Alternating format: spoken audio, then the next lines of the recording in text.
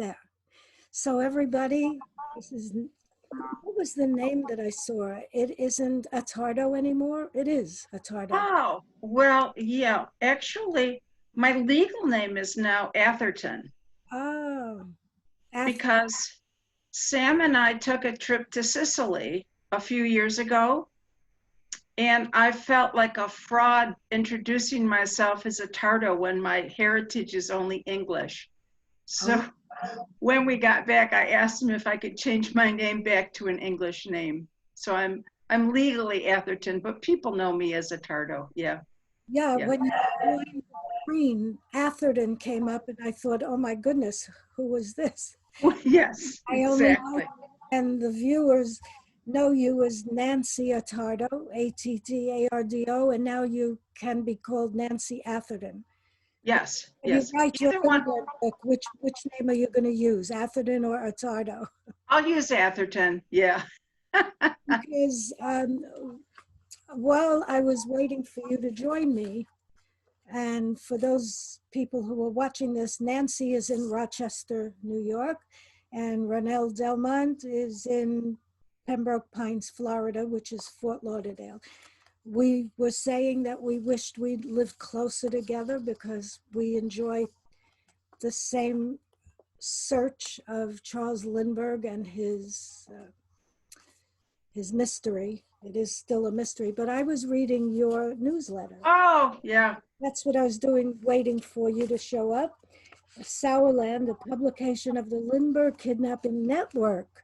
And this is Right. from the summer of 1996. It's volume 1, issue 3. How many volumes did you do? I think probably you're seeing the last one. Yeah.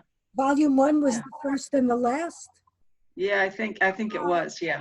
Yeah. Oh, Yeah. sorry. Yeah. Volume 1, issue 3. And you have a wonderful review here of the Renault and Brandt book called The Story of the Lindbergh Kidnapping. John Brandt, I think he was British, no? It might have been. Yeah. Because you mentioned they spell the word clue, C-L-E-W. Oh, okay. That's a Yeah. British spelling of Yeah. that word. And Edith Renault, it's a very old book. I think they published it before Hauptmann was arrested, right? Yeah, I think it was like 34 maybe. Yeah. And this Yeah. is your review, and it's several pages long, and we've got familiar names there, like Stephen Romeo and Oh, okay. Bill Migliori, and we've got Richard Sloan's name, someone named B. Kirschenblatt. I don't know who she is. Yeah, I remember that name. Yeah. And this was wonderful newsletter. It came before my website. And what you were doing here in print was what I did on the internet eventually. Mhm. And you were reaching out to all these people. How did you find them? They found you? No, I found them. There was somehow, maybe it was at the courthouse in Flemington at a reenaction. There was a gathering, and I put out a piece of paper to write your name if you were interested. Yeah, I think that's where I got everyone from. How was that? Because I happen to have a copy of that seminar. What did they call it? A symposium.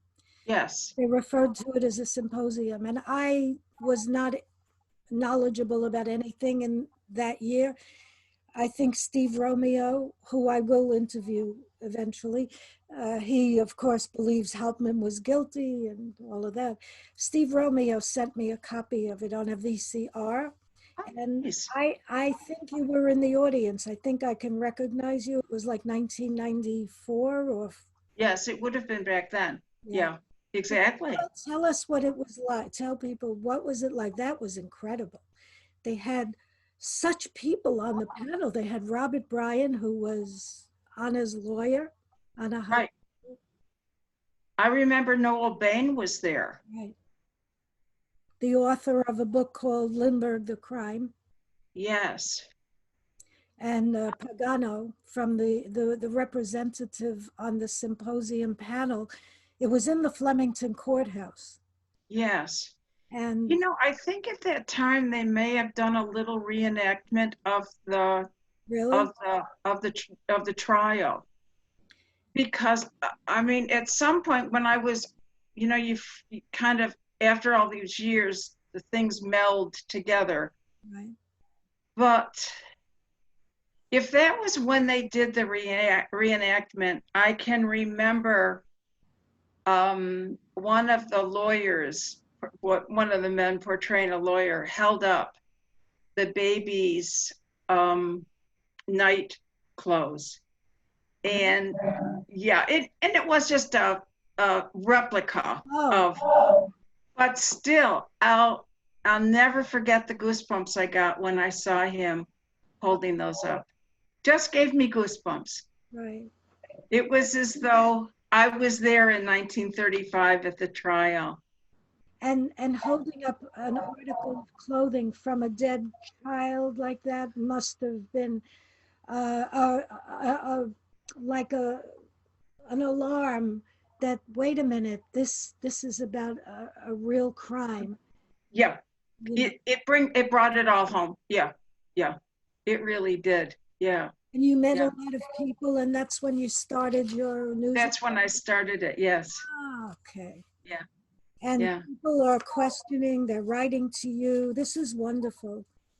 Um, so tell us, because I'm interested in hearing how you even became interested to go there in the first place to the courthouse.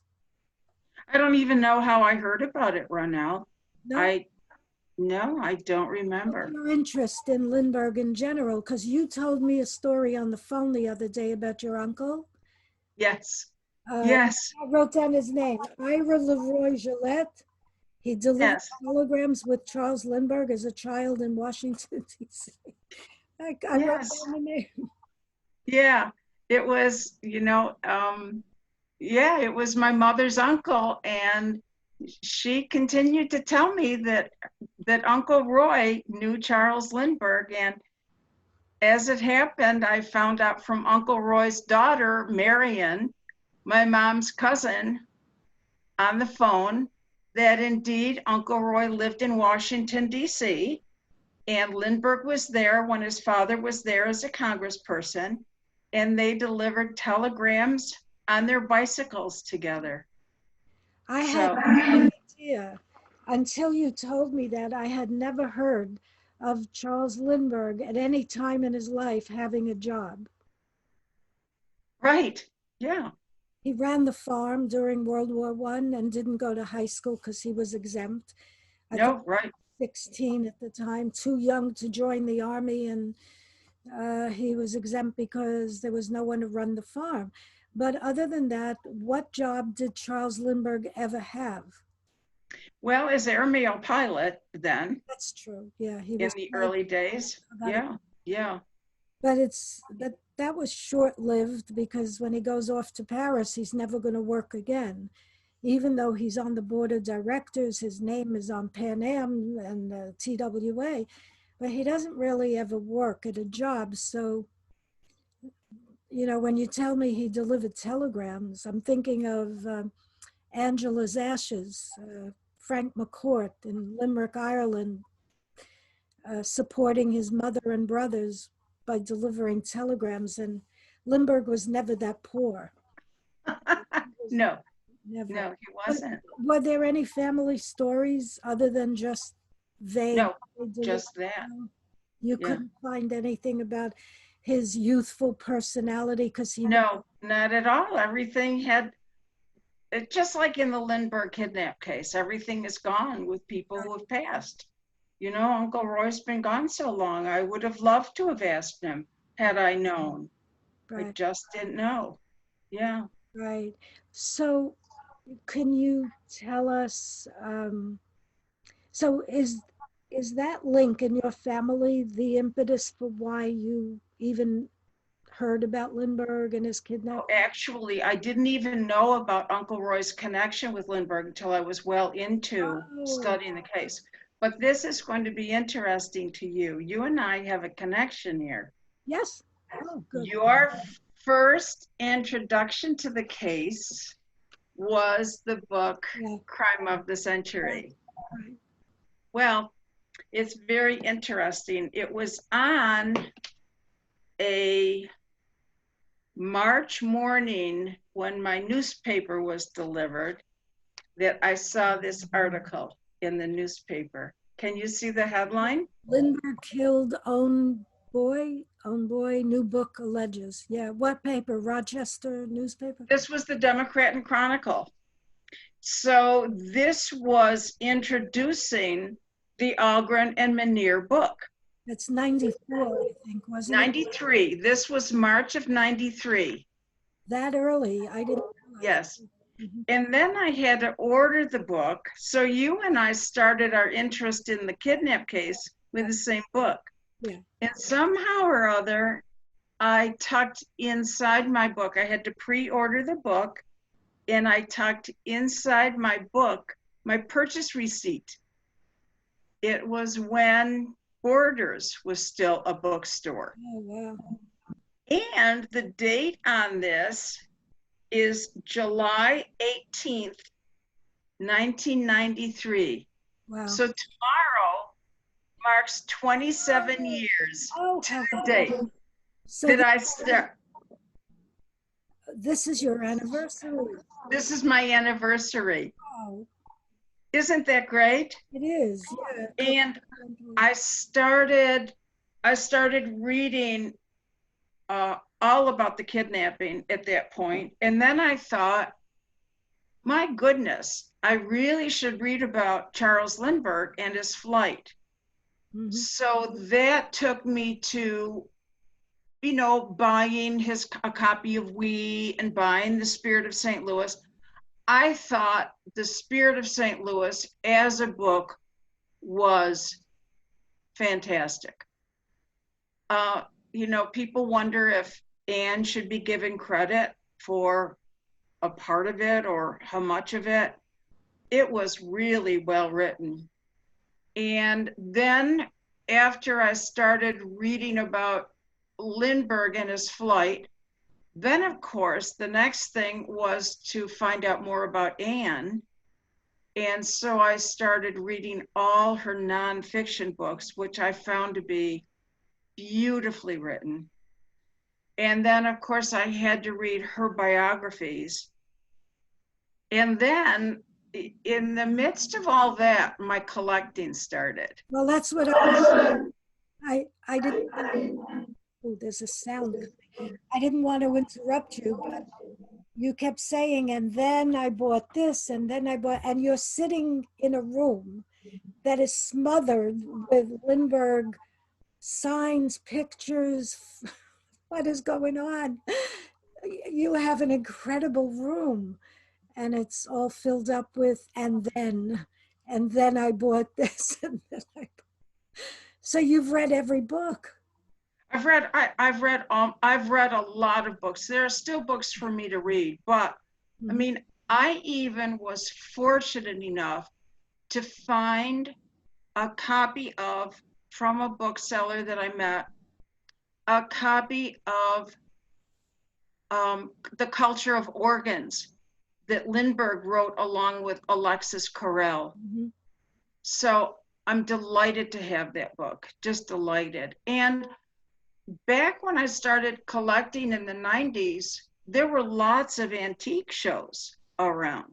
Mm-hmm. So Sam and I my husband and I went to antique shows, and people got to know us and what we were looking for.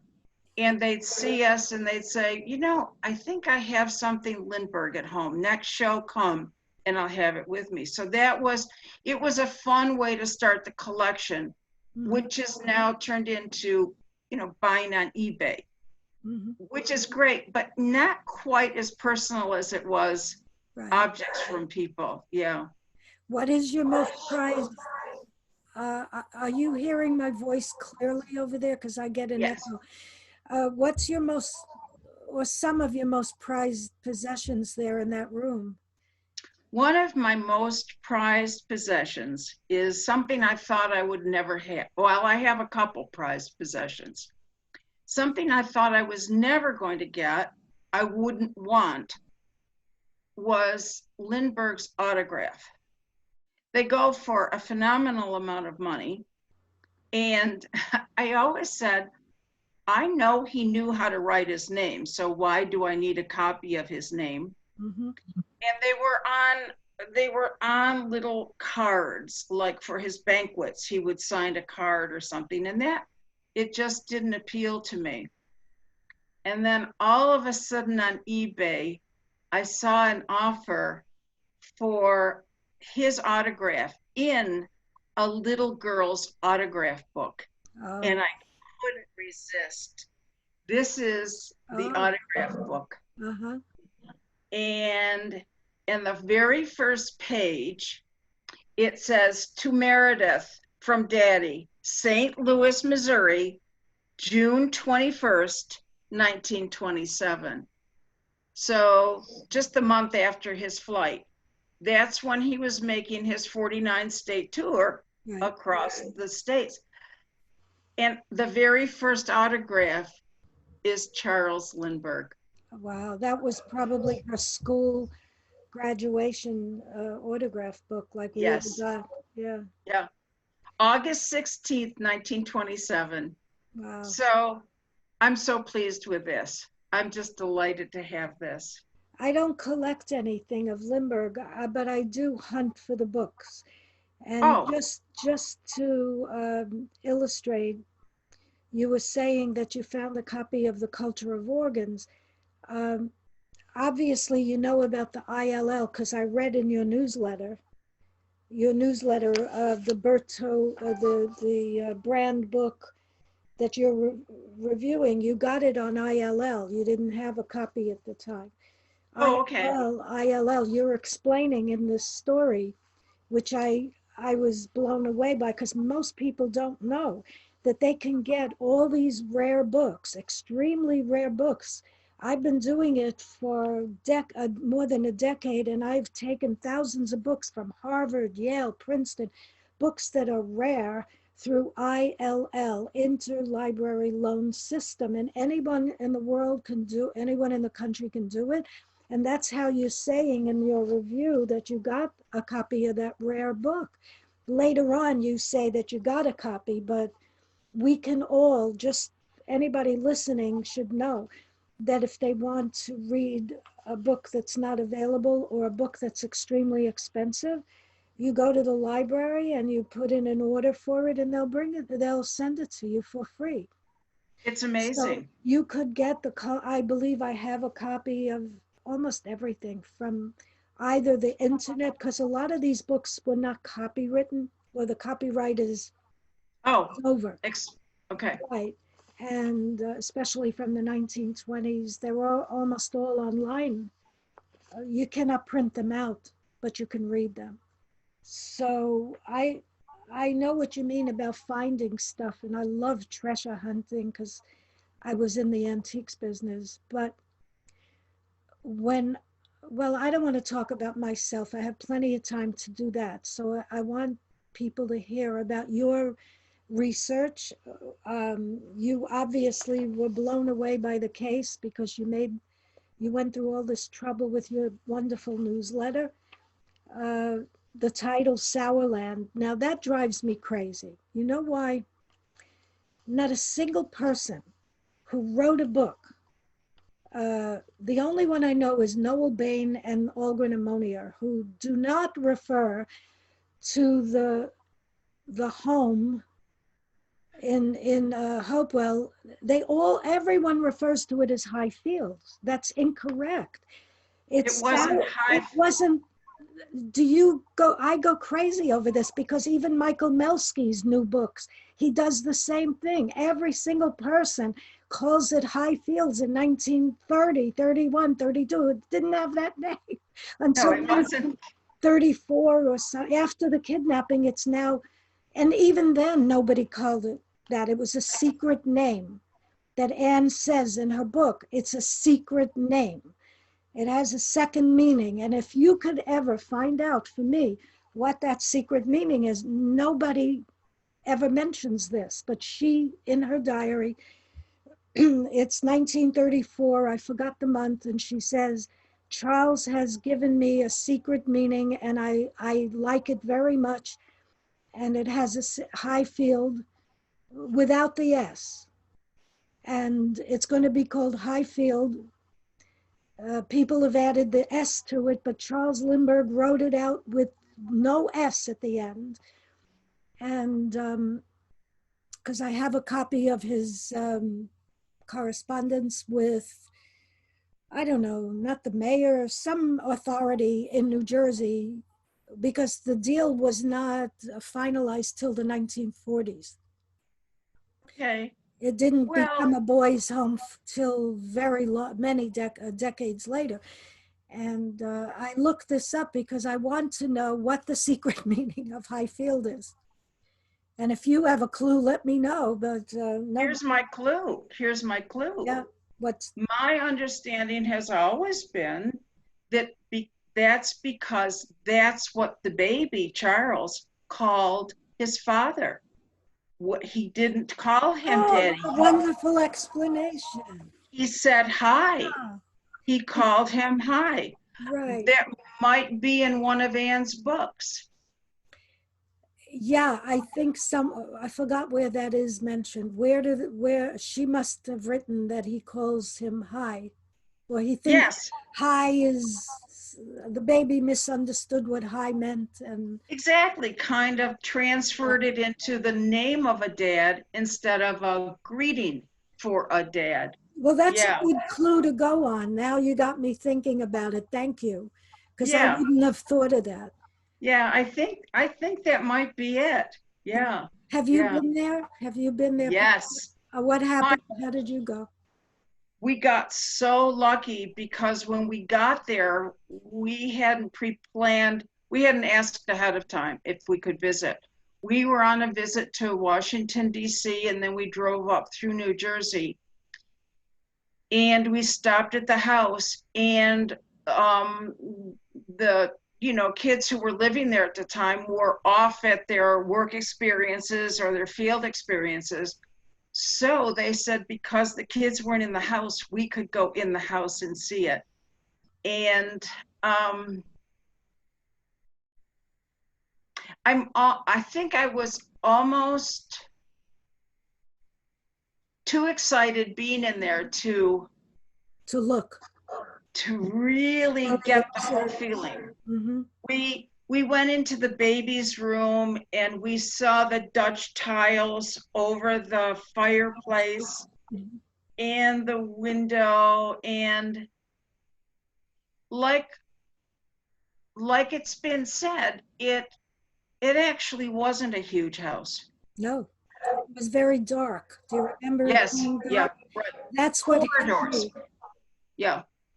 And I've often thought since then regarding the kidnapping,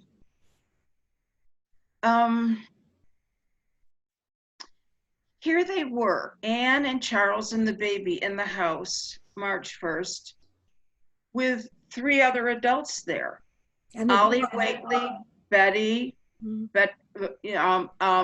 Elsie, and Betty Gow. And, here at our house, it's only 2 people. When I hear someone on the stairs, I know it's Sam. If I'm alone, there are no other footsteps. They were used to so many footsteps in their home. true. There could have been that evening Another, someone else walking up a set of stairs. right. That would not have triggered anything unusual for them. No, If people are saying that maybe someone gained entrance simply by the front door going up the steps, right. since there's so much controversy. Speaking of that, we have a contractor in our house right now who's been here since the beginning of May.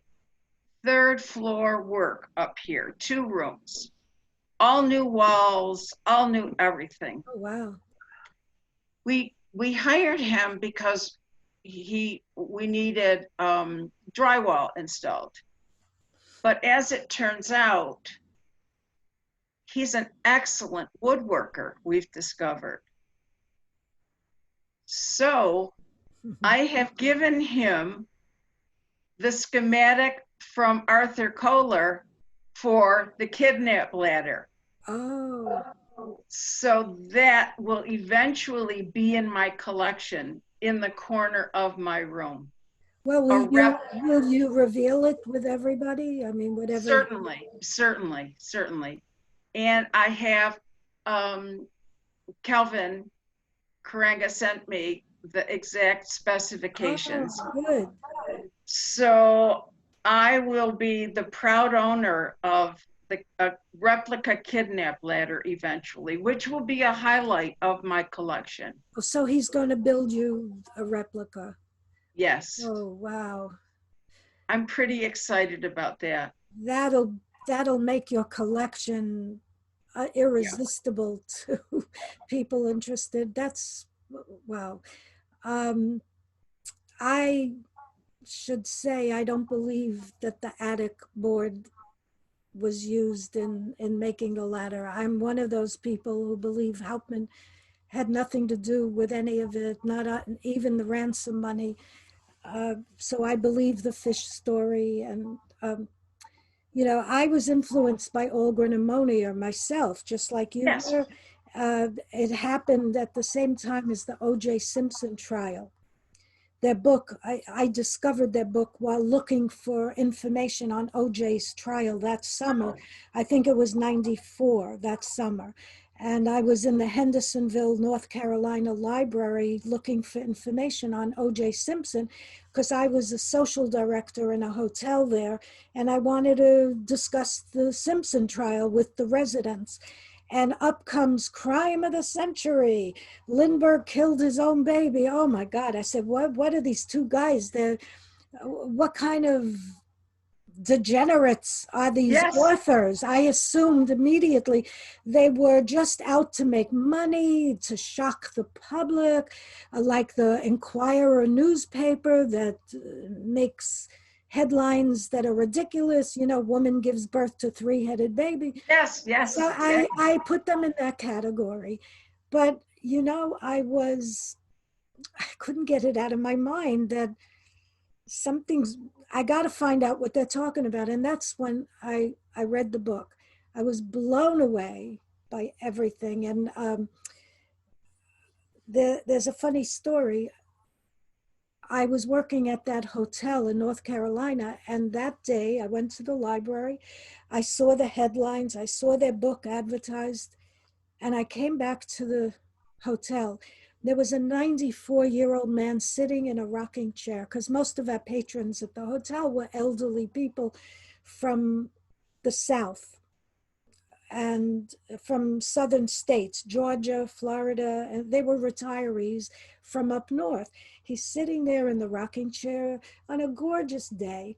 And he was the first person I saw after coming from the library. I'm in a state of shock over Lindbergh. And I walk up the steps and I said, do you know Hauptmann was innocent and Lindbergh killed the baby? The man got up from the rocking chair. He stood up with a face turning purple. I thought I'd have to call the ambulance for a 94-year-old death on the steps of the hotel. He screamed and he spit when he was screaming. I'll never forget this. Hauptmann was guilty. I worked on that case. Hauptmann was guilty. Yes. But what did I know? I was an idiot. Oh my gosh. This is a chance in a million. But I didn't know that. How would you know? How would I know? My brain is still reeling from hearing somebody write a book. I didn't even read the book yet. I only heard about it. And they're claiming Hauptmann was innocent and Lindbergh killed his baby. And the first person I meet is a guy that worked on the case in New Jersey. He was a retired something or other, and he screamed at me, purple. His face became purple with rage. I swear I thought he was going to die on the spot because he was so angry. And I said to myself, uh-oh, you better keep your mouth shut because all these people are going to have a heart attack, and something about Lindbergh and Hauptmann makes them angry. I don't want to talk about this. So I quietly read Algren Ammonia's book later, When I got back to Florida, I read it. I was blown away by it. I never found out who that man was and what connection to the case he had. He worked on it. He was a detective. I have no idea who he was. He was 94 in 1994. So in 32, he was, an adult working on the case. Right. I have no idea. To this day, I can't even, the hotel's out of business a long, long time. But yeah, so that was my Algren and Monier experience. It was negative, extremely negative. Absolutely. Yes. Even on my own, I believe these two were just looking for limelight. They were conjuring up crazy accusations that were meant to make them rich. But everything I thought was untrue. You should never judge a book by its cover. Yeah. We can't judge books and I'm writing a book that I'm going to make a lot of enemies, I'm sure. But you know what? People like us, you and Steve Romeo and Phil, all the people that we know for 20 something years, we're very tolerant, I think, of each other's theories by now. We've gotten used to. Because no one actually knows. So we Exactly. have to have all the theories out there. It does no harm. Then we can think about another angle when we listen to somebody else's viewpoint and say, could that be? Right. How would that work? It's interesting to balance a few different theories here. That's the juice of the whole case. Right.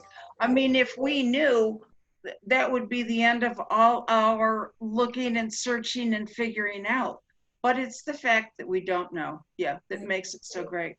And Now, even go ahead. people who have a completely opposite um, outcome, they do as long as their research is honest. You know, they could completely disagree, completely opposite your opinion, but as long as their research is honest and they're not fooling around with it and manipulating it on purpose to deceive, then we should read each other's books and listen to each other, because their research, even though they interpret it differently, may help your own research. I've found that a million ways. I buy everybody's book. I don't care who they are or what they wrote. I buy all of their books, because there's always something worthy in them if they're, you know, Absolutely. yeah. That's exactly what I found. Exactly. Now, some other research that I'm going to be doing is I'm the proud owner of I don't know if you know this, the 10-volume set Oh, of the trial transcript. Wow. Wow. That's 10 volumes. 10 volumes. I saw it at the Police Museum in West Trenton. Mark Falzini's in the archives are bound in red, but wow, I lusted for a set like that. I have been looking for years and years and Did you years. find that on eBay? Because a few years ago, there was a set offered in Daytona Beach. Somebody had a set of them. I didn't buy them because, it's expensive to go collecting all this stuff. And I had what I needed. As long as Yeah. I have a copy of the transcript, I didn't want to, but where did you find yours? It was through Richard Sloan. Oh, good old Richard.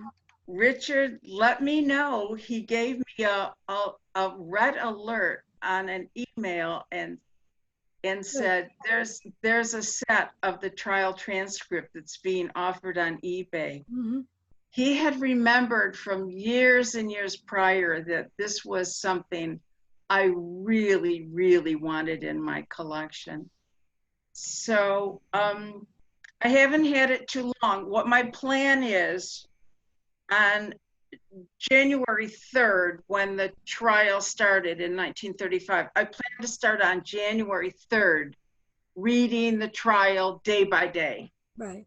and see, and since then, since I got my set of the transcript, I have been very diligently collecting on eBay photos of anyone connected as a witness at the trial, so I can connect a face Right. to the testimony. And that's been a lot of fun collecting for me. You know, I found in my research, what you just said is completely true. Seeing the face of a person you're reading, even if it's just the author of a book or one of the people involved in the case, seeing their photo brings it on another dimension. You feel not so disconnected to the words Yeah. when you see the face. It's right. true. So that's And even the clothes of the 30s take you back to that time. right, How they dressed, right. what, everything. You get the whole style of the 30s. Yeah. I love the 30s clothing. They were bias cut. They cut the fabrics on a slant so it hugged your body and everyone looked sexy.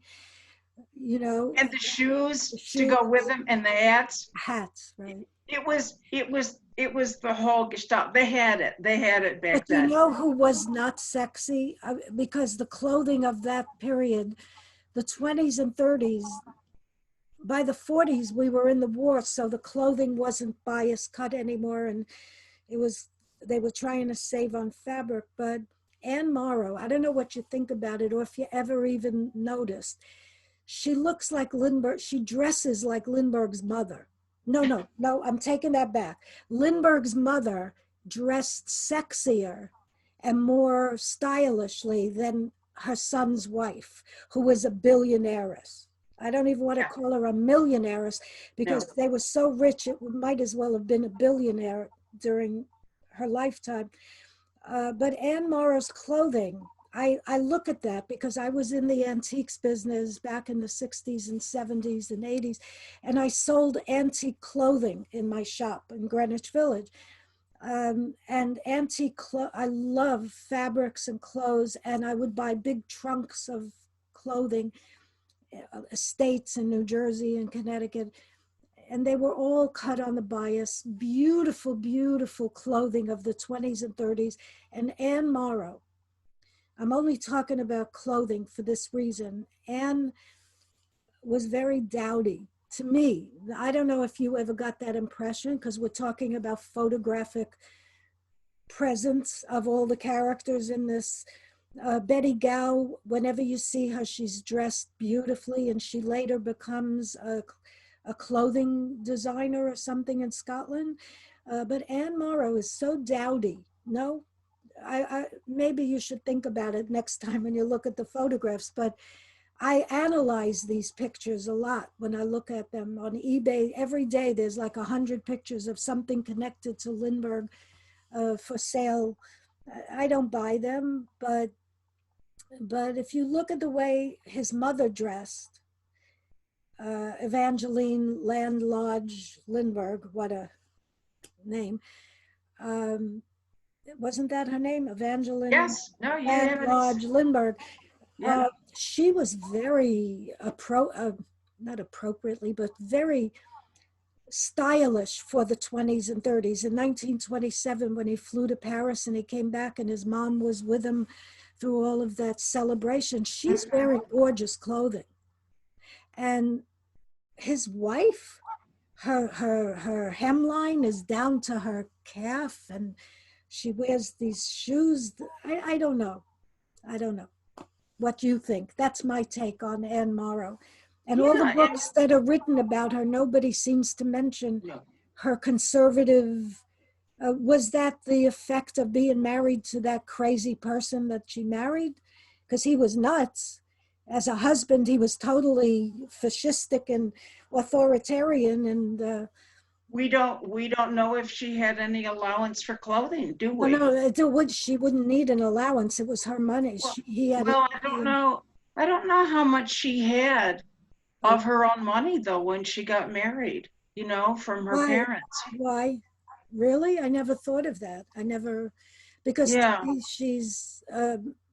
me, she's independently wealthy. Does anybody know actually what the financial situation was between them? Who paid for the house? Who paid for the Sirius? You know, the plane that he buys is, uh, I just recently read about that. The price of it was something like $25,000 in 1920, in 1930. It was a fortune of money in the Depression, and Yeah. Yeah. they argued about which bank account it was going to come out of. Oh, okay. So they had money issues for sure, but I don't know where that's recorded. If you know which book talks about their Yeah, money that's issues, certainly something to look into. right, Yeah. right. But Yeah. I'm just saying that when you look at photographs of Anne, she looks. I don't know a photograph where she looks modern for her time, for the time in which she's living. She seems No, to and be a for her decade, status. and for her status, right? Because even poor women dressed fashionably They did. if they No could, doubt about it. They right? did. They They did. bobbed their hair and they looked fashionable for the 20s, but Anne didn't feel comfortable that way. So she was square, what we called in the 60s square. Remember square? Yes, exactly. She wasn't. And you know, in one of her travel books, she talks about how great it was to be able to take a bath and wash off the fleas. So she was used to, with Charles, Hardship, living this hardship life. right? Yes, she Camping did. out, right? Yeah, camping out. It Yeah. was almost living like the hobos in the Hooverville situation, right? Well, Like, yeah, and sleeping in the plane and all of that. She was a crew member, basically. She right. was a crew member sitting in the back. I did, however, because I was a part of the Charles and Anne, I don't know, organization. There was an organization. Yeah, there was some kind of an organization, and this was years ago, must have been 15 years ago. They sent an invitation to come to Yale Oh, wow. and see some Lindbergh items. Yeah. And I knew this was a once in a lifetime opportunity. So I sent in my RSVP, same day mail, and Sam and I were able to go. And they brought out of the archives, one of the best things that they brought out of the archives were notes that Anne and Charles passed back and forth to each other Oh, from front cockpit to back oh, cockpit. And Anne would write the sweetest little notes with, back then in the 30s, smiley faces. I didn't know people did smiley faces back then. yeah, I didn't either. I see them in her diary. That was, Yeah, they're so cute. And we saw, think about this, we saw the necktie that he wore on his flight across the Atlantic. Now, can you imagine wearing a necktie on that flight? no, definitely not. And this is an indication of Charles Lindbergh's cheapness. Right. It was, the tie had a note with it to Anne, written in his handwriting, as his wedding gift to Anne Get for out of their here. wedding. Are you kidding? I'm not kidding you. That was priceless to see that. He Yes, gave his wife the tie that he wore on the flight as a wedding gift. yes. And And how much did it cost him, Ronelle? he never spent a dime of his own money, the guy. He's so cheap. That Unbelievable. was it. Yeah, That's she why got I his, was that's why I was asking who paid for the home. yes, The yeah. Sourland home, not Highfield. No, in the SOURLAND home. You correctly called it Yeah, sourly, but yeah, so he was so cheap. He gave her his tie. This is yes, incredible. yes. What else? That's interesting that Yale put on an exhibit. You mean you all sat in a room and they brought things out and showed them to you? Yes, they had things laid out on tables and we saw them. You were able to Yes. touch things and look at them? I didn't touch anything, but if I suppose you could have, yeah. Kind of But a what kind of an exhibit is that? I never heard of such a thing. Why? well, it was kind of like a special invitation for like the first 15 people who a Sikorsky grandson was there Uh-huh. and Eddie Rickenbacker's granddaughter Nancy was there, who wasn't young, you know, she was adult, but she was there. So it was a high profile group. What year could that have been? What year? I After could go back and find out, but it must have been 15 years ago or so. Yeah. And they had out a couple of their leather flight helmets, his and hers, that they wore on their flights. Mhm. Yeah. And of course, you know, that's another interesting thing. Speaking about their flights, when they made that flight, that Easter flight from Los California, Angeles. we really, we We really don't know. wonder. We wonder what happened to her. Hmm. And the baby. Right, right, No oxygen, right, up with all those gas fumes. right.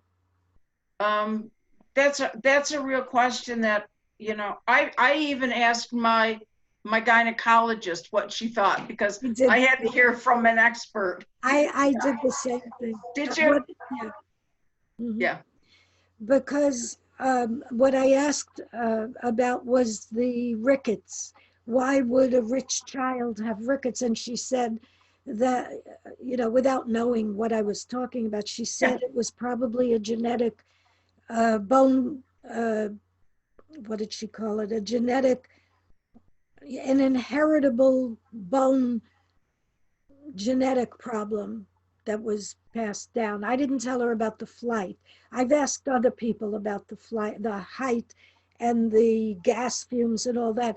But when I mention rickets, uh, people have all said the same thing. It was probably an inheritable thing passed down to the child, because if there's something wrong with rickets, is not this baby had all the nutritious food it could eat. It had sunshine. Those are the two reasons you might get rickets in life. And if the child has bone problems, then that's inherited. That's something completely different. But when I've asked, I have a small airport in my neighborhood where they use these planes from the 1930s as they take people. I've flown in those planes, not here, but in North Carolina. I used to love flying. And I've been in those open cockpit planes from the 20s and 30s. You cannot hear anything. The engine is so loud. The pilot, you're sitting behind him like Anne would have sat, and you cannot, he has to point or go like this or signal. There's no way to speak. The engine is roaring in your ears like it's impossible. Horrific noise, horrific. And I would go up for 10 minutes in one of those planes as a tourist attraction. Imagine flying to, well, Paris, it wasn't an open cockpit plane, but it must have been a roaring engine. 33 hours to have that in your head. He was deaf. And Reed Was says he was deaf in the 40s when she was a young girl. So how in the world in 1935 did he say that he could hear from a block and a half away? He was already deaf from those open cockpit. And let's not forget that he wouldn't let his children put cotton in their ears. Reeve talks about this, how all of his children that he took up in these planes, he wouldn't let them put cotton in their ears. The children hate that noise. It's terrifying, that loud engine. and how he had the nerve to think anyone would believe that he recognized Hauptmann's voice from a block and a half away. You and I have been there so many times, right? And Exactly. we've stood on the corner where the flower shop was, where he Yeah. claimed to park the car and sit there with the windows rolled up in the freezing cold. And Jaffe supposedly walked to the cemetery. And remember how Richard Sloan, somebody would stay behind the tombstone. Hey, doc, you think we could hear anything? No. How could he lie like that? I don't know. Well, the other instance is March 1st, when he said he heard the orange crate breaking or something like that and didn't hear anything. Well, I think he just made it up later, but they told so many stories. It's hard to, we could be institutional. Sometimes I wonder why we're not all crazy from this story. 20 years. Does your spouse uh, not roll his eyes when you start talking about this? My husband doesn't even want to hear about it anymore. He had enough. None of my friends, none of my relatives, if the name Lindbergh comes up in my presence, they run the other way. They don't want to So we just went out to dinner with friends, socially distanced 2 weeks ago. Yeah. And I preface it now, Ronelle. I said, whenever I'm with you, you're going to hear about Charles Lindbergh. And they say, yes, we do. So then I know I will proceed. And that's when I showed them my German book that I was just about to start translating. Yes. Yeah. So everybody's well aware of that. Yes, that definitely somehow that conversation will eventually turn to Charles Lindbergh. Right. Yeah. It's very funny how it does happen. It Yeah. is. And we're Yeah. all, I'm sure everybody that we know has relatives or spouses who are sick and tired of hearing about this. I bet the Lindbergh family doesn't even talk about No. being Lindbergh as much as we talk about being Lindbergh. Right, right, Because, right. one of the problems is that Lindbergh he was never interviewed by anybody. He wouldn't allow anybody to ask him No, questions, no, ever. no, no. The only time he was ever asked a question was during the trial testimony. Yes, right. Otherwise, there were no interviews. And even Anne, it wasn't until after he died that she gave an interview, I think with Mike Wallace. I don't remember Yes. who. Yeah, Yeah, yeah, right. And she talked about the baby's death and yes. she did. Yeah. She talked about. Yeah. Is there a way to see that interview? I don't think anybody has shown the whole thing, or maybe there's a transcript of it, but I don't know about that. I can remember clearly from the interview. I don't know where I've seen it or how I have it, Yeah, I've seen but I a can piece of it. Yeah, remember her sitting back talking about the loss of the baby, and really. she said yes, she said yes, she said, and she paused a moment and she said, I couldn't take it in all in one draft. And she said, and I still can't. And she was easily into her 60s at that point. Hmm. Yeah, I yeah. never heard of any interview in which she refers to the baby, I Charlie, or look for that. Yeah, yeah. that's interesting because I've never, except for her diaries, where she barely, and of course, you know that her diaries were being edited while he was still alive. He dies in 74, and that's when they're published. But his friend was William Jovanovich, the publisher of those diaries. So they went through her diaries and cleansed them. But it's interesting that that letter on the night of March 1st, 1932, was overlooked. nobody bothered to cleanse the book of that very damning letter. That's what started. Algren and Monier were fascinated by that letter because she says to her mother-in-law in Detroit, she's writing a letter, and it's in that book. It got published, and she says, I thought Charles took him as a joke. Algren and Monier, when they read that, they wondered what kind of wife thinks her husband took a child as a joke. That was an initiating factor in their thinking. Nobody had caught that. And obviously, Lindbergh didn't catch it because he went through her diary, but he was sick at the time, so maybe that's why things got left in there. Jovanovich, none of them would have thought there was anything wrong with that letter, even though the letter tells her mother-in-law, destroy this after reading. Do you remember that? Yes, She yes. tells her mother-in-law, destroy this after reading. Well, it didn't get destroyed. It's published in the diary. Yeah. So all I remember about her interview with Wallace is that when he asks her something about Lindbergh's stubbornness, he's referring to the Nazi affiliation, and she's saying, in excusing her husband, she's not excusing him. Her answer was very interesting. She says, well, someone like my husband who got into a rickety plane, I'm paraphrasing this, someone like Charles who flew across the ocean when it was crazy to do something like that, he was already that personality. How was she explained? She was trying to explain him by saying this is the person he was, and if he hadn't been that kind of person, he never would have made it to Paris because it was a crazy thing to do. And she's correct. It's would you want to go fly an ocean when everybody's dropping dead in the ocean? No, you got to It be was outside the bounds. It was outside the bounds. He was a risk taker. He broke barriers. Right. Because he was a risk taker. You know, he walked on wings and stuff like that. And you have to be crazy to do that. But those are the people who make history very often because they're willing to do crazy things.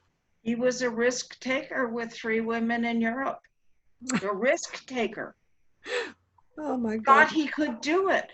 There's a sense of power I think he had from both being successful in his flight, not ever fatally crashing or even barely injuring himself in the crashes he had, in being so incredibly powerful. He thought he was God when he was over the earth flying. I've often thought about this sense of power that people get. That's why Clinton was able to have an affair. He had power. All these office. He wasn't doing it in a motel. He was in the Oval Office. That shows you how above it all they think they are, because power gets out of hand. You think you have a license to do these things, and you're invisible, and right. You're different. You're right. You're not quite immortal anymore. I think that's largely what must have happened to Lindbergh after his flight. Think of what it must feel like to have a parade in New York City, the biggest ticker tape parade they've ever had, with thousands of people, and women were throwing themselves at him. Right. Just incredible. Yeah. Yesterday I happened to come across that photograph from the air in Paris, Le Bourget. His plane, from a bird's eye view, the plane is surrounded for yards and yards, I don't know how long ago, with people.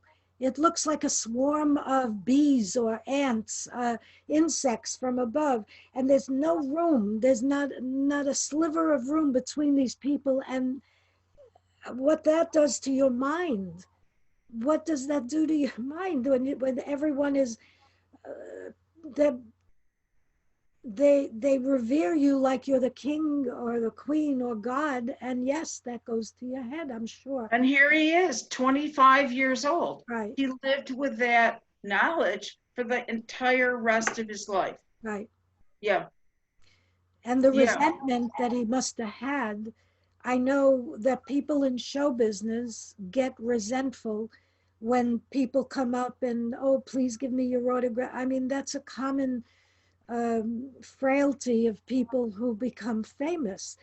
And they start to resent the people who admire them. They have a low regard for the autograph hunters or the people who follow their lives. Like, why? I mean, I come from the hippie era of Greenwich Village. I had a shop on Bleecker Street, and all the people who came in and out were rock stars, and they wanted no part of being, they liked what they did and they liked the money, but they didn't want to be, the attitude in my generation was, why are these people writing about me? Why do they care about me? I just sing for a living. I'm on the, and that's why so many of them died from overdosing. They couldn't handle the quick fame and the quick money. I think that's something that people should write books about, comparing Lindbergh to maybe someone like Robin Williams, or no, who, some famous person who died of an overdose. Name them. I don't know. They can't Well, handle money. I'm thinking of Elvis Presley's Okay. grandson. What His, about Elvis Presley? yes, and Elvis Presley, based on the bass line of it, was a singer, so he could sing. Right. So we get all this extra junk around him, and it settles even down to his grandson, I'm afraid. Really? He has a Yeah, grandson. I don't know anything about Elvis Presley, but Lindbergh was a rock star beyond the beyonds. There's no rock never, star that's right. been, uh, and yet young people today probably never heard of Lindbergh. A 15-year-old might They not don't know. ever. It's No, possible that most young people never heard of him. right. And yeah, I love to delve in my mind into what could it have been like for Lindbergh to be living, one minute just a character, minding his own business, and the next minute, after 33 hours, he's now become more famous than anybody on earth. That has to change your mind. But he was always a mean, nasty individual, always. And that he really, our personalities are already formed when we're in kindergarten or before. So I don't think we change very much. And Lindbergh, when you go back and you read Delos Dudley, you remember him, Lindbergh's childhood friend. You read the people who wrote about Lindbergh before he was even an airmail pilot, when he knew people in Minnesota, Wisconsin, and their stories are identical, even though these people didn't know each other, but they knew him, and their stories are identical. His mean, Franks. his pranks. But of course, after he became famous, people were reluctant to write bad things about him because he was so powerful, he could have harmed them. And that's, I'm afraid, what happened in the kidnapping, because Schwarzkopf and all the detectives, they were They all caved in. right. They revered him, evidently, but they were also afraid of his power. So my question is, what power did he actually have regarding these detectives and cops? In other words, was he capable? Was he able to have them fired? It was the Depression. They needed to work for a living.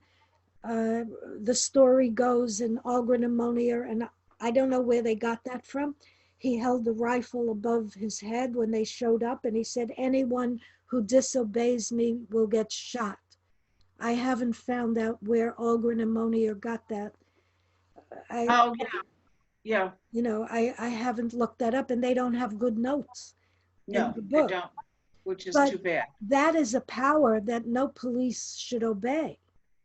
I mean, Exactly. you know, They, the guy's kid is missing and he's threatening the cops. If they disobey him, he's going to shoot them. And they all kowtowed. You yeah, know, they wanted to trace the mail from the mailboxes. He right. said, no, you can't do that. And they Uh, stopped. And then the letter they, came from Brooklyn, the next letter. Yeah. yeah, yeah.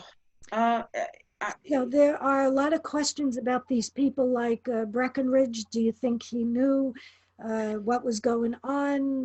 Did and Schwartz, why did that friendship all of a sudden halt? Breckenridge was the person that he called before he called the police the night of the kidnapping. And all of a sudden, that long-term friendship breaks down into nothing. What was that all about? you're the only one who's ever mentioned that. I'm surprised you noticed that. Yes, he Yes. stopped the complete dead, complete. And later on, Breckenridge gives to Columbia University. What did they call it? It's a whole series that Columbia University did with people, a talking memoir. And Breckenridge talks for like an hour, 2 hours. I have the transcript of it. He Okay. doesn't mention Lindbergh's name whatsoever, not even in passing. Lindbergh's name.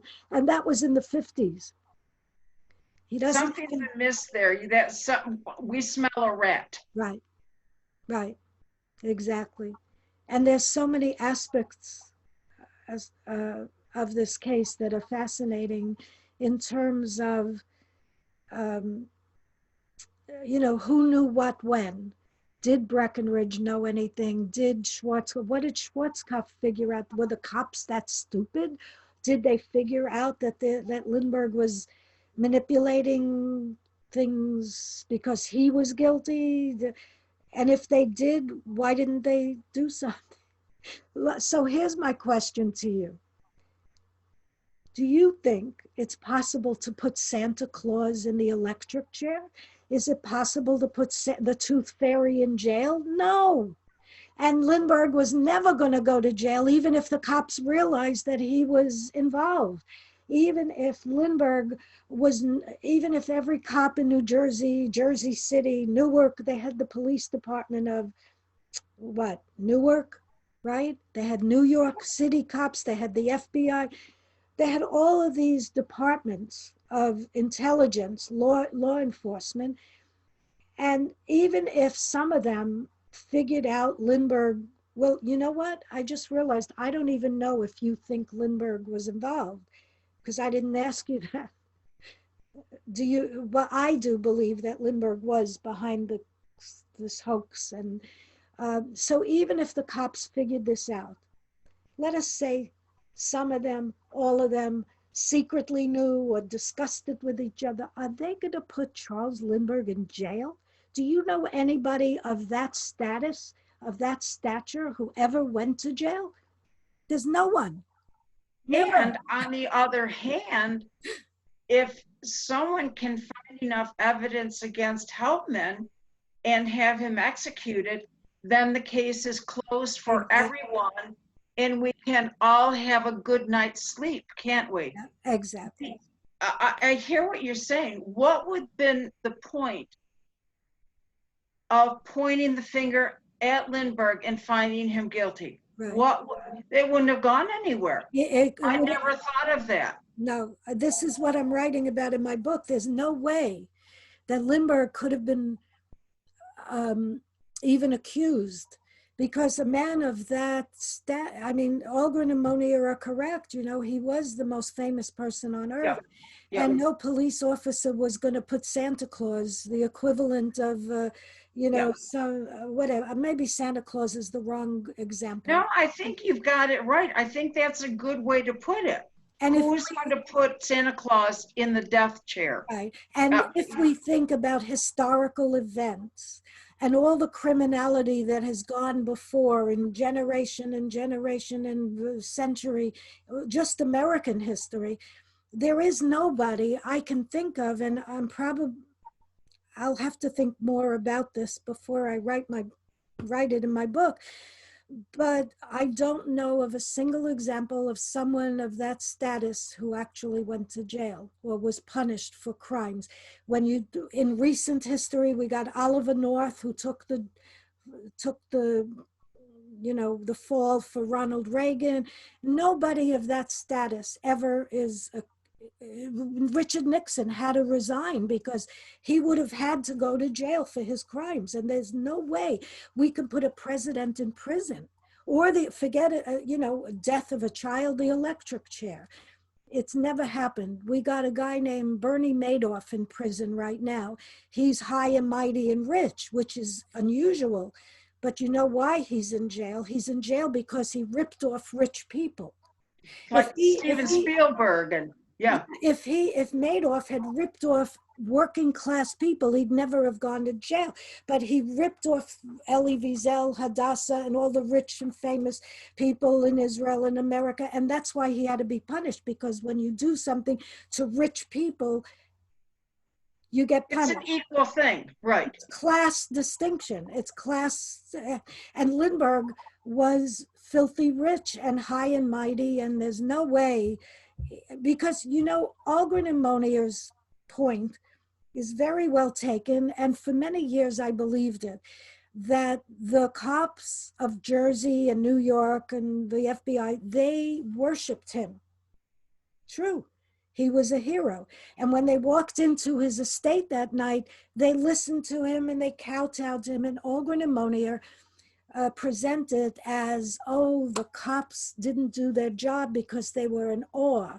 But I don't believe that anymore. I differ with that opinion, because I do think that the cops were not that stupid. And they did have to recognize the manipulations he was pulling on them, and the lies and the stories, that things were going on that didn't make any sense anymore. And they had to have understood something's wrong with the father of this baby. I now believe that they understood that some of them did. From the get-go, they're coming into the house and saying, why did the father not immediately open the ransom note on the Bingo. Beautiful. Exactly. 2 hours. For right. 2 hours, he kept. We can't. No. At the very get-go, that makes no sense. That should have been the warning call. That was the warning sign. But the police really probably were bedazzled by being in his house. They were probably in awe. I'm in Lindbergh's house. I went there in the 1990s and I was bedazzled. I'm in Lindbergh's house. I'm in the house with I went, I saw Lindbergh there at the time, right? But imagine if it was 32 and I'm in the house with. So you can understand Algren and Monier's point. It's true, but after a while, this went on for so many years, that it cannot be true anymore that the cops didn't understand something was not kosher with him and the house, with Lindbergh. And they would not, no one in their profession would risk being a whistleblower, like what's going on with the whistleblowers today. They go to jail and the Espionage Act.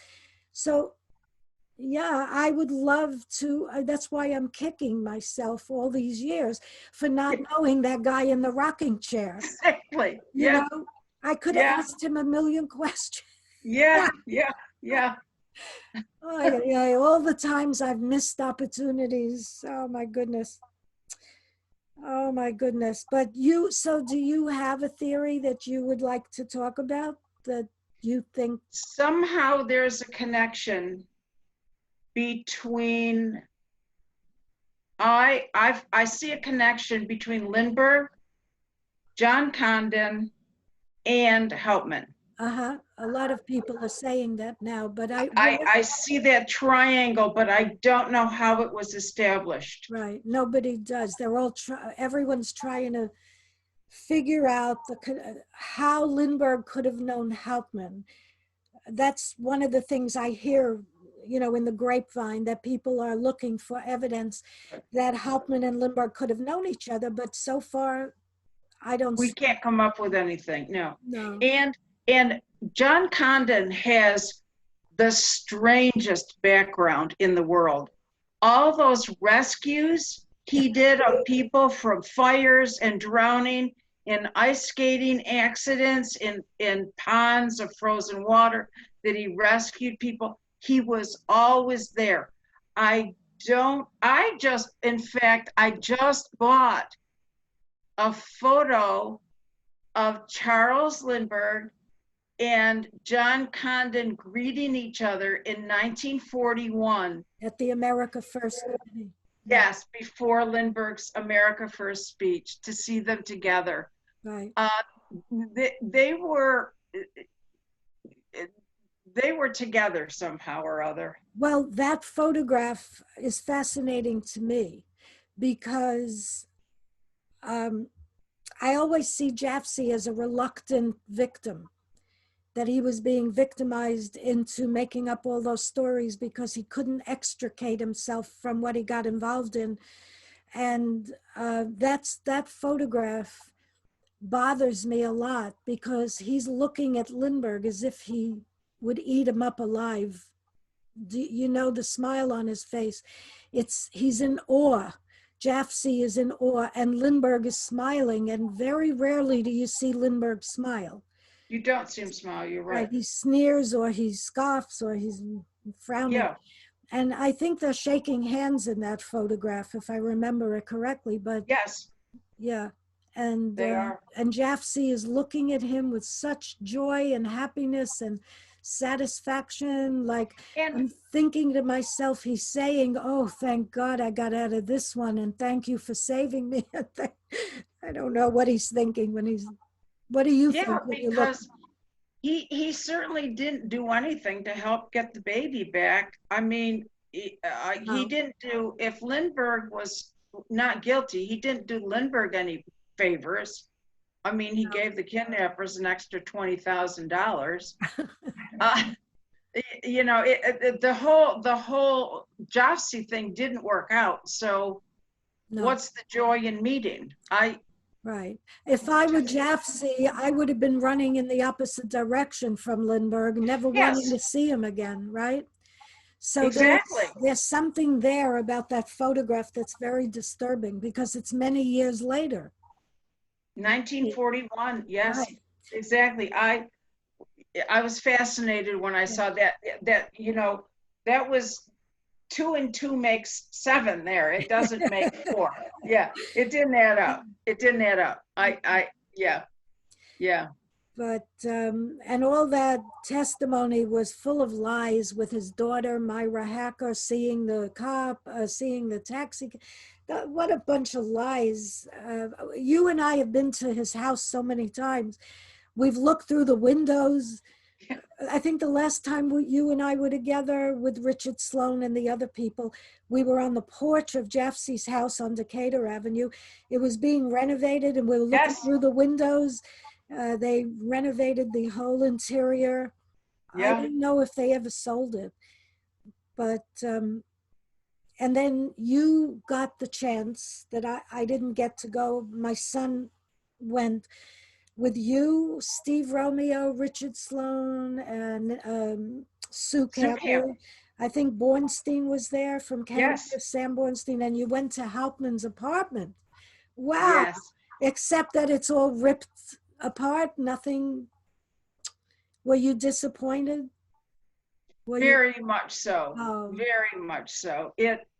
The outside was now the only part to look at that was of value, because the outside's, it was shabbily newly sided, which was a shame, but the outside was the only indication that it could have been Hauptmann's house. It was, well, no, I didn't want to be in there when I was in there. I wanted to get out, actually. Oh, well, what about the view? They changed everything inside the apartment. I have a movie of it.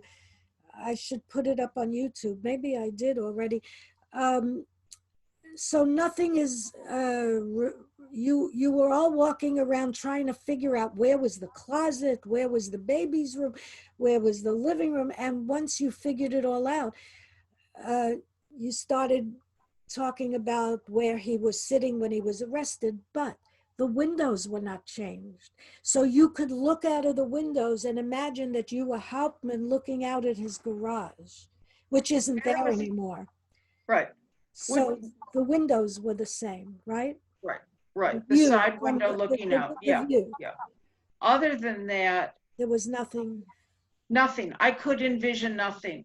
The rest, actually, the rest of the group was upstairs, and it was so odd to me upstairs that I just went downstairs to the first floor apartment. And Richard later said to me, "Why weren't you up here for our group photo?" And I said, well, there wasn't Hauptmann's apartment anymore. It just really wasn't. It might have been any other room in any other ridiculously priced apartment. Yeah. It was, and in addition, these were people who had done a really incredibly shoddy job of doing the inside of it. It was so poorly done and asking for, like, a phenomenal New York price. So it just, and I felt really bad for those people. That was our real intent of the day, to see, that was going to be our golden opportunity to get up into the attic. And now it was like, not even was there a trap door that you couldn't get through, it was all plastered over. Oh, how could anyone go in the attic? It was like no attic existed anymore. Are you kidding? You wouldn't have known there was an attic. You would not have known there was an attic. And I felt bad because you have to get a permit to do that kind of work, I think. Mm-hmm. And to me, that's a historic site. It is, yeah. And it's been forever destroyed. Whether or not the board came from there, that's immaterial. The site of where so many people in history is curious was ruined, desecrated. I felt terrible. Right. Yeah, it's been lost to history. Right. Completely lost to history by unknowing people. Right. The real estate agent did not know whose house he was selling. Exactly. It was terrible. And then we thought we were going to meet the real estate agent there. I mean, our times got all messed up. I had chosen one of my, spare kidnap books, like maybe Kidnap or maybe Airman and the Carpenter. I had chosen what I thought was a good starter book to take and give to the real estate agent. Oh. He didn't even show up. It was just like a huge disappointment. How could the history of that apartment have been lost? Because Richard Sloan and Steve Romeo and others have periodically tried to get up in the attic over time, over the last couple of decades. So I don't know how this history was ever lost. I don't believe it, actually. I think they, in my paranoid brain, I could see it happening where people where it was purposely obliterated, because people like us are never going to go away. My website, which has been there for 23 years, people writing books all these decades, and they would love, they meaning authorities who don't want to be questioned about things that happened in the past, because let's face it, once Hauptmann would be exonerated, the death penalty would have to be questioned. Yes. Because they claim they've never put an innocent person to death. This is not true. We all know there must have been. Yeah. And so my website has been devoted to not just Hauptmann, but to questioning the authority of the capital punishment in our country, because once you put someone to death, just imagine what would be with us or anybody questioning this supposed kidnap if Hauptmann were never put to death, if he were languishing in jail for years and years, and what other information might come out of him or other people. He was put to death within, what, a year and a half after his conviction? It's outrageous. And so, I wouldn't put it past, I know it's very far-fetched and I sound like a lunatic saying it, but I don't see how the history of that apartment could have been really lost in that way. Or Jaffsey's house, or not that there's any, well, Hauptmann's apartment, absolutely, because the attic, according to what I understand from Richard Sloan, and when I get to interview Richard, he could talk about it, the attic was already transformed before they did this renovation. The attic, something was done to the attic to make it unusable in terms of forensics before they I even just did thought there was a lot of clutter up there when Right. Richard went. That's all I understood. Oh, Yeah. I don't remember what he said, but he's been up there and it was useless. The whole thing has been a useless endeavor. And let's face it, it's that wood that put him in the electric chair. Because you were probably there when Kelvin did his experiment in the park. Remember that beautiful spring day in Van Cortlandt Park, and he had a ladder with him that he made, and People were climbing it even. right. Well, Kelvin gave a 1 hour talk with a book full of pictures, Yes. and he was talking to all of us sitting on the grass. It was a beautiful day, and I have a movie of it, and he's explaining and explaining this picture, that picture, and I was already, if I didn't have the camera in my hand, I would have gone to sleep. And I'm saying to myself, watching this footage that I took from a couple of years ago, I'm saying to myself, how in the world did that jury sit in a cloistered courthouse with 1 million people? How did they stay awake? How many days? 3 days of wood testimony, 3 days of ladder, how many, 4 days? How did they stay awake? They didn't pay it. That would put him in the electric chair. And Lindbergh's, I heard him say, "Hey, doctor, Oh put him in my the." gosh. So Exactly. why that attic is so important, because they claim that wood, there's no forensic to do anymore. We can, so we're never going to know. Isn't that awful? We're resigned to Yeah. not knowing. Yeah. Those were the two nails in the coffin. Lindbergh's testimony and the Wood testimony. That was it. Yeah. I think you're right. They weren't listening. They just knew that they knew the basic line Right. that Hauptmann was connected to the ladder, the wood came from his attic. That's all they needed to hear, of course, and that he had hidden the money. So yeah, The money, right. yeah, But they could not have paid attention to that kind of, no, I couldn't follow it's Kelvin. no, So, especially Rosie Pill in the hot courtroom with her winter coat on and fur collar the whole time, so she could cover up her obesity.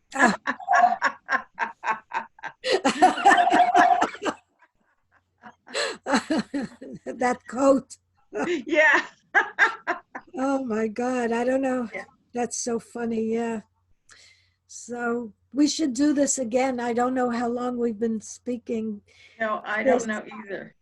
We've been speaking for Ronelle an hour and a half now. So do you want to come back and do this again and maybe show us or show off some of your collection? I'd love to. That would be so much fun. We'll have a second episode of Nancy Yes. and Ronelle. The Nancy Ronelle Symposium. Good. Yeah. And I'll think of better questions to ask you, but it's so wonderful to talk to you and see you. The last time you and I were together was in a car. You rented a car, and we were driving on the Grand Concourse, and we were looking for Rosenheim's restaurant. Yes. Jaffsey. I forgot where we were. We'd come from the cemetery, and you were driving along the Grand Yes. Concourse. Yeah. Yeah. So thank Yeah. you so much, Well, Nancy. this was so much fun, and Yeah. I really love seeing you, Yeah. Ronelle. This was fun. You're like in my Lindy room. It's just a treat for me. Beautiful. And we didn't have to wear any masks. No, we didn't. That was a good thing too. Yes. So Yeah, stay time well, hortons. stay Yes, well, thank you. and You be too. well, You too. and we'll be together again. Bye. Perfect. Perfect. Thanks, Bye. Ronelle. Thank you. Thank you. Okay. Okay. Bye-bye. I have to figure out now how to shut this off. Here we go. Oh, okay. Uh, there. Bye. Bye, Nancy.